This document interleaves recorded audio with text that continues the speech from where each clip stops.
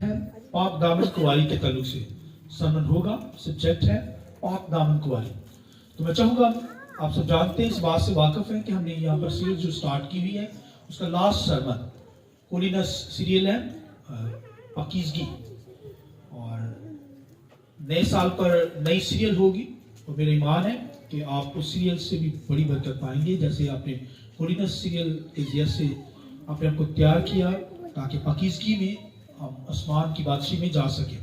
तो पाक लोग ही आसमान पर जाएंगे और पाक लोग ही को ही खुदावंद यीशु मसीह लेने के लिए आ रहा है।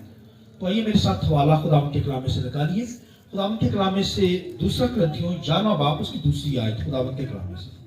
मुझे तुम्हारी बाबत खुदा की सी गैरत है, क्योंकि मैंने एक ही शुगर के साथ तुम्हारी निस्बत की है, ताकि तुमको पाक दामन कुंवारी की मान मसीह के पास हाजिर करूं।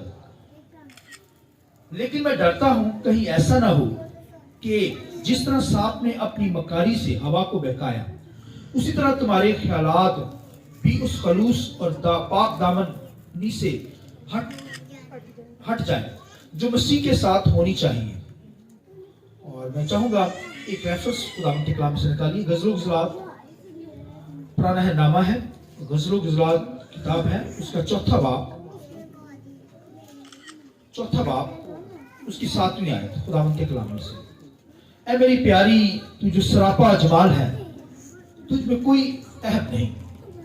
और एक रेफरेंस मैं चाहूंगा यशायाह में से हम लेंगे। यशायाह का सहीफा 6 बाब उसकी 3री आयत। और एक ने दूसरे को पुकारा और कहा, कदूस कदूस कदूस रब्बुल फाज फरमाता है, सारी जमीन उसके जलाल से मामूर है। और पुकारने वाले की आवाज के जोर से आस्तानों की बुनियादें हिल गई और मकान धुएं से भर गया।